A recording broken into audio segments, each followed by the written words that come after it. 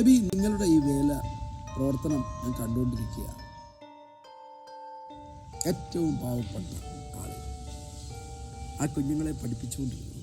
ഒരിക്കലും ഒരു ബന്ധവുമില്ലാതെ ഇരുന്ന് എൻ്റെ കയ്യിലേക്ക് ആ പേപ്പർ തരിക. ചോദിച്ചതുകൊണ്ട് മാത്രം പറഞ്ഞു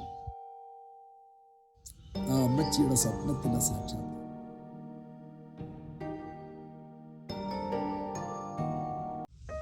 ഈ കർമ്മോനിയുടെ കഥയാണ്. കാത്തലിക് ചർച്ചിലെ നണ്ണായിരുന്ന ഒരു ആന്റി അവിടെ നിന്നും മാറി ഒരു ആശ്രമം തുടങ്ങി.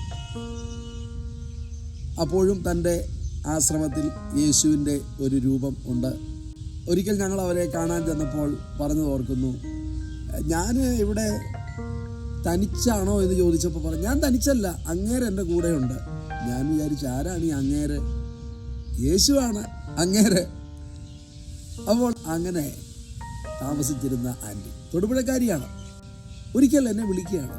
അവർ ഏതാണ്ട് ഇങ്ങനെയാണ് പറഞ്ഞത്, എബി, നിങ്ങളുടെ ഈ പ്രവർത്തനം ഞാൻ കണ്ടുകൊണ്ടിരിക്കുക. അവരെങ്ങനെ കണ്ടു ഒന്നും അറിയില്ല. അവരിവിടെ ധാരാളം കുഞ്ഞുങ്ങളെ പഠിപ്പിക്കുന്ന ഒരു ആൻറ്റിയായിരുന്നു. അതായത് മുസഹർ കുഞ്ഞുങ്ങൾ. മുസഹർ എന്ന് നമ്മൾ സെർച്ച് ചെയ്താൽ കാണാം, ലിറ്ററസി റേറ്റ് ഏതാണ്ട് 5% ഏറ്റവും പാവപ്പെട്ട ആളുകൾ ആ കുഞ്ഞുങ്ങളെ പഠിപ്പിച്ചുകൊണ്ടിരുന്നു. എവിടെ? തൊടുപുഴയിൽ നിന്നും ജില്ലയിലെത്തി. പറയാണ്, എനിക്കൊരല്പ സ്ഥലമുണ്ട്, അത് നിങ്ങൾക്ക് തരാൻ ആഗ്രഹിക്കുന്നു. ഞങ്ങൾ തമ്മിൽ യാതൊരു ബന്ധവുമില്ല. അതിനു മുൻപ് ഒരിക്കൽ കണ്ടിട്ടുണ്ടെങ്കിലുണ്ട്, അത്രമാത്രം. ഒരിക്കൽ പോലും ഫോണിൽ സംസാരിച്ചിട്ടില്ല. ഏതാണ്ട് 50 ലക്ഷം രൂപയെങ്കിലും വില വരുന്ന 1/2 ഏക്കർ സ്ഥലം, ഹൈവേയോട് ചേർന്ന് ലോകപ്രശസ്തമായ ഈ സ്ഥലം ഒരു പെൻസിൽ തരുന്ന അതേ ലാഘവത്തോടെയാണ്. എന്ന് പറഞ്ഞാൽ, ഇവിടെ ഒരു ആടിനെ കൊടുത്താൽ, ഞാൻ കൊടുത്താൽ, ഒരു 100 ആടിന്റെ വിലയ്ക്ക് ചേരുന്ന പണം ചെലവാക്കി പാട്ടും പത്രാസും കൊടിയും തോരണവും സ്റ്റേജും മൈക്കും അവതാരങ്ങളും ഉദ്ഘാടനവും ചടങ്ങും സമാരോഹവും ഒക്കെ നടത്തിയായിരിക്കത്തില്ല ഞാൻ കൊടുക്കുന്നത്. ഇവര് എന്നെ വിളിച്ച്, എബി ഒന്ന് വരാമോ? ഞാനിവിടെ ചെന്നപ്പോൾ ഒരു ഭാവഭേദവുമില്ല. ഒരു പെൻസിലിന്റെ കയ്യിലേക്ക് തരുന്ന രീതിയിൽ രജിസ്ട്രാറുടെ മുമ്പിൽ വെച്ച് സൈൻ ചെയ്തു. ഒരിക്കലും ഒരു ബന്ധവുമില്ലാതെ ഇരുന്ന് എൻ്റെ കയ്യിലേക്ക് ആ പേപ്പർ തരിക. ദൈവം നമ്മളോട് പറഞ്ഞിട്ടുള്ളത്, കെട്ടിടങ്ങൾക്ക് വേണ്ടി പണം ഉപയോഗിക്കരുത്, സ്ഥലം വാങ്ങാൻ പണം ഉപയോഗിക്കരുത്, ഒരു ഇഷ്ടികയ്ക്ക് പോലും ഉപയോഗിക്കരുത്, 1 സെന്റ് സ്ഥലം പോലും അങ്ങനെ വാങ്ങരുത്. ഇതാണ് നമ്മളുടെ ആഗ്രഹം. ഇതുവരെ ഏതാണ്ട് അങ്ങനെ തന്നെയാണ്. അപ്പോൾ ഈ സ്ഥലമുണ്ട്, പക്ഷെങ്കിൽ ഇത് ചില നാളുകൾ, മേ ബി 2-3 years ഓർസോ ഈ സ്ഥലം ഇങ്ങനെ കിടക്കും. അപ്പോഴാണ് സതീശൻ വിളിക്കുന്നത്. അവിടെ ഒരു സുഹൃത്താണ്. അദ്ദേഹം പറഞ്ഞു, എബി, എൻ്റെ അമ്മ ഒരു സ്വപ്നം കണ്ടു. അമ്മ എന്നാ സ്വപ്നം കണ്ടത്? 1985 ഒരു 10-20 വർഷം മുമ്പെങ്കിലും എൻ്റെ അമ്മ കണ്ട സ്വപ്നം, കൊച്ചു കുഞ്ഞുങ്ങൾക്ക് ഞങ്ങൾ ഭക്ഷണം കൊടുക്കുന്ന ഒരു സ്വപ്നം. അപ്പോൾ അദ്ദേഹത്തിൻ്റെ സഭയിൽ നിന്നും ഒരു യാത്ര നടത്തിയപ്പോൾ വന്ന് നമ്മളെ കണ്ടിട്ട് മറ്റൊരു ബന്ധവുമില്ല, അതിനു മുൻപുള്ള ഒരു പരിചയവും. എൻ്റെ അമ്മയുടെ സ്വപ്നം ദൈവം എന്നെ ഇപ്പോൾ ഓർപ്പിച്ചു. എവിടെയെങ്കിലും ഒരു സ്ഥലമുണ്ടോ? കെട്ടിടമില്ലാത്തൊരു സ്ഥലം. ചോദിച്ചതുകൊണ്ട് മാത്രം പറഞ്ഞു, ഒരു സ്ഥലം, അവിടെ കെട്ടിടമുണ്ടോ? ഇല്ല. ഞാനവിടെ ഒരു കെട്ടിടം ഉണ്ടാക്കിക്കോട്ടെ. ബേഥേൽ ഹൗസിന്റെ കഥ ഇതാ. ഈ കെട്ടിടവും ആ അമ്മച്ചിയുടെ സ്വപ്നത്തിന്റെ സാക്ഷാത്കാരം. നമുക്ക് പരിചയമില്ല. നമ്മളൊരു കത്ത് ഒരിക്കലും ഒരാവശ്യം പറഞ്ഞ് എഴുതിയിട്ടില്ലാത്ത ഒരു മനുഷ്യനെ ആ കുടുംബത്തെ കൊണ്ട് ദൈവം ചെയ്യിച്ചത്. ഇവിടെ വേണമെങ്കിൽ 2000 രൂപ ഫീസ് വെച്ച് സ്കൂൾ നടത്തി. അതിന് മിഷൻ സ്കൂൾ എന്ന് പേര്. പക്ഷെ ദൈവാത്മാവ് പറഞ്ഞു, don't do any income generation activity. നിന്റെ സുവിശേഷ വേലയിൽ പണം ഉണ്ടാക്കുന്ന ഒരു പണിയും നീ ചെയ്യരുത്. നിന്നെ ഞാനാണ് വിളിച്ചത്. നിന്റെ ആവശ്യങ്ങളൊക്കെ, നിന്റെ പ്രവർത്തനത്തിന്റെ ആവശ്യങ്ങളൊക്കെ അത് ഞാൻ നടത്തും. ദൈവം നടത്താത്ത ഒരു കാര്യം ഞാൻ നടത്തിയിട്ട് അതിന് ശ്രമിച്ചിട്ട് കാര്യമുണ്ടോ?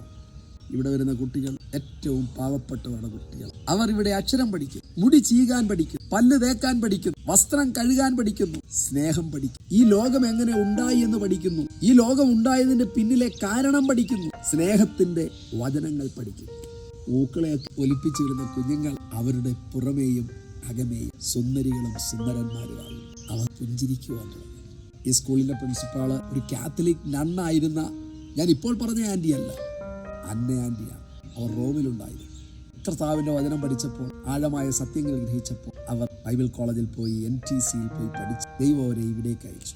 പണ്ട് ഹഡ്സൺ ടൈലർ പറഞ്ഞു, അദ്ദേഹത്തെ സഹായിക്കാമെന്ന് പറഞ്ഞവർ പല കാരണങ്ങൾ പറഞ്ഞ് സഹായം നിർത്തി. അന്ന് അദ്ദേഹം പറഞ്ഞൊരു സ്റ്റേറ്റ്മെന്റ് നമ്മൾ പറയാറുണ്ട്, God's work done in God's way will never lack God's supply. അത് അന്നത്തെ മാത്രം കാര്യമല്ല, ഇന്നും അത് സത്യം. ഈ കഥ അങ്ങനെ ഒരു കഥയാണ്.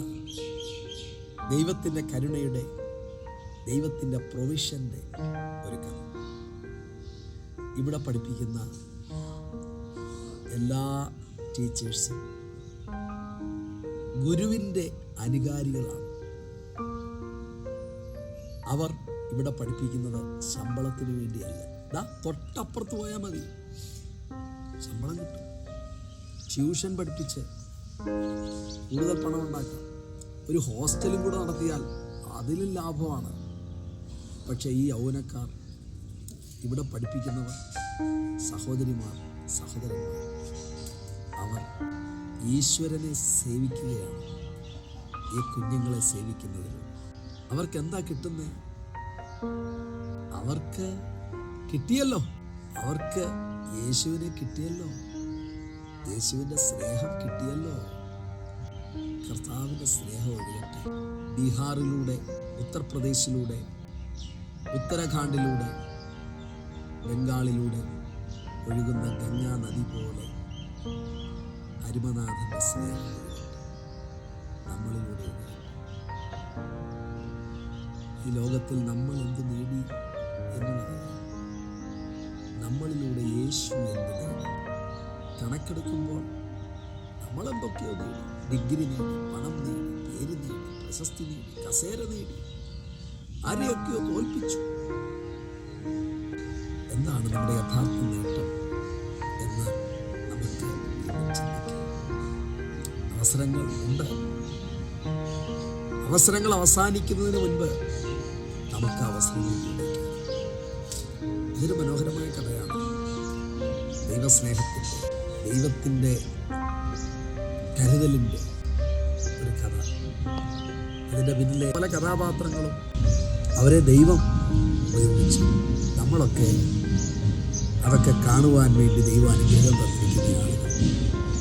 എത്ര സന്തോഷം, എത്ര അനുഗ്രഹം, എത്ര തൃപ്തി നൽകുന്നതാണ്.